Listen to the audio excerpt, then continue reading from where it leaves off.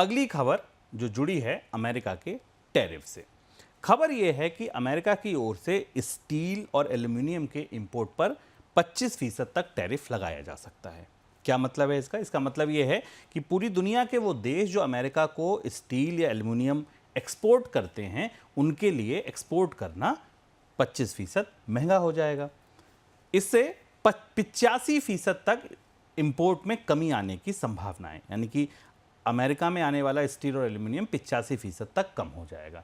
अब जो लोग ये एक्सपोर्ट करते थे वो नए बाजार तलाशेंगे, वो नए बाजारों में एक बाजार भारत भी हो सकता है।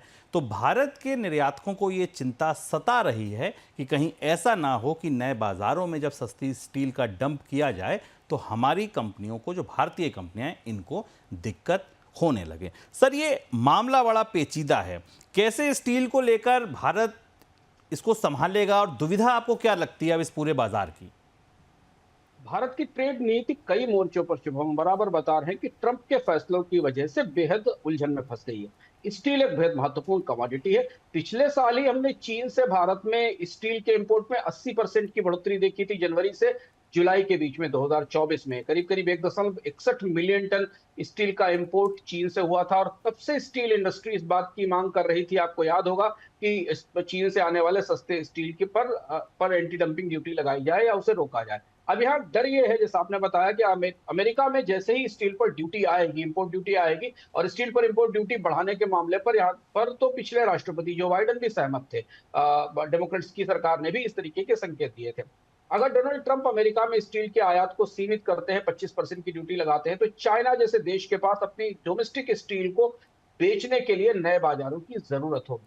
और इसका असर केवल चीन पर ही नहीं होगा, इसका कोरिया, कनाडा, ब्राजील पर भी होगा। इन देशों से भी स्टील का एक्सपोर्ट होता है। ऐसी स्थिति में भारत बड़ी अर्थव्यवस्था और भारत बड़ा बाजार है, यहाँ सस्ता स्टील आ सकता है। और चूंकि मुक्त बाजार है भारत में, स्टील के उपभोक्ताओं के लिए तो ये अपॉर्चुनिटी होगी, अवसर होगा कि उन्हें सस्ता स्टील मिलेगा। और इसलिए ट्रंप के इस फैसले की वजह से ऐसी चर्चा है कि मिनिस्ट्री ऑफ स्टील को ने मिनिस्ट्री ऑफ कॉमर्स से ये सिफारिश की है कि बगैर देर किए हुए स्टील पर 25% की ड्यूटी लगा दी जाए, कस्टम ड्यूटी लगा दी जाए, जिससे कि इसे रोका जा सके, सस्ते आयात को रोका जा सके।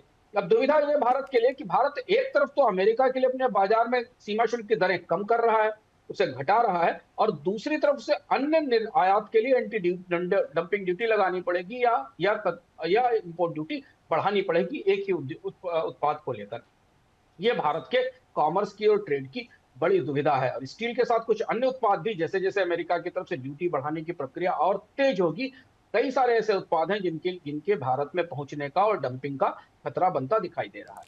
सर, कौन से और वो ऐसे उत्पाद हैं और कौन से बाजार ऐसे हैं जिन पर ये असर दिख सकता है? एक स्टील के अलावा कुछ और इलेक्ट्रॉनिक्स उत्पाद जिन पर भविष्य में शायद ड्यूटी में बदलाव होगा। टेक्सटाइल से रिलेटेड कुछ ऐसी चीजें हैं जिनके ऊपर अब चीन पर ड्यूटी लगाई जाएगी, तो वो भारतीय बाजार में आ सकते हैं। पर इसका एक दूसरा पहलू भी है, एक और पहलू है जो भारतीय बाजार को प्रभावित कर रहा है। वो ये कि ट्रंप और चाइना के ट्रेड वार के कारण भारत में कुछ चीजों की कमी हो सकती है। तो एक तरफ तो सस्ता माल आने का खतरा है, दूसरी तरफ महंगाई बढ़ने का भी खतरा है। बिल्कुल। तो सर, वहाँ हम कहाँ कहाँ तैयार रहें? क्या आपको लगता है कि कौन सी ऐसी चीज़ें हैं जो परोक्ष रूप से भी चाइना और अमेरिका की इस खींचतान में हमको प्रभावित करेंगी? इस बार की गर्मियां मुश्किल से बीतेंगी, और खासतौर से इस बार की गर्मियों में अगर आप फ्रिज और एसी खरीदना चाहते हैं तो महंगाई के लिए तैयार हो जाएंगे। क्योंकि जो बाजार में खबरें आ रही हैं, चीन दुनिया की सबसे बड़ी कंप्रेसर फैक्ट्री है। चीन पूरी दुनिया के बाजारों को एसी और फ्रिज के कंप्रेसर्स की आपूर्ति करता है। क्योंकि अमेरिका की तरफ से चीन पर कुछ अन्य चीजों पर भी ड्यूटी लगाए जाने की संभावना है, इसलिए चाइनीज उत्पादकों ने या प्रोड्यूसर्स ने, इससे पहले कि अमेरिका में ड्यूटी लगाई जाए, अपने उत्पादों को, अपने कंप्रेसर्स को अमेरिका के बाजार में भेजना शुरू कर दिया है। और इस वजह से बाजार में चर्चा है कि भारतीय बाजार में जो आने वाले कंप्रेसर्स हैं उनकी आपूर्ति घट गई है। 3 चाइनीज सप्लायर हैं भारतीय बाजार में, जिन्हें भारत में कंप्रेसर बेचने के लिए क्वालिटी कंट्रोल की या क्वालिटी के अप्रूवल्स मिले हैं बीआईएस की तरफ से, ब्यूरो ऑफ इंडियन स्टैंडर्ड्स की तरफ से। माना जा रहा है कि इनकी जो मंजूरियां हैं वो अगले 3 से 4 महीनों में खत्म होने वाली है। और इसके बाद अभी भारतीय बाजार में आने वाले नए कंप्रेसर सप्लायर्स की के रेगुलेटरी अप्रूवल्स नहीं हुए हैं और इसलिए बाजार ये सेंस कर रहा है कि इन गर्मियों में फ्रिज और एसी की कीमतें बढ़ सकती हैं क्योंकि कंप्रेसर्स की शॉर्टेज हो सकती है। भारत में भी कंप्रेसर्स बनाने की उतनी क्षमताएं नहीं है। तो ये दूसरा पहलू है। एक पहलू है जहां सस्ता सामान आने का खतरा है और दूसरी तरफ इस ट्रेड वार के कारण चीन अपने सामान को तेजी से अमेरिका के बाजार में पहुंचाने की कोशिश कर रहा है और इसलिए भारतीय बाजार में जरूरी चीजों की आपूर्ति भी रुकेगी।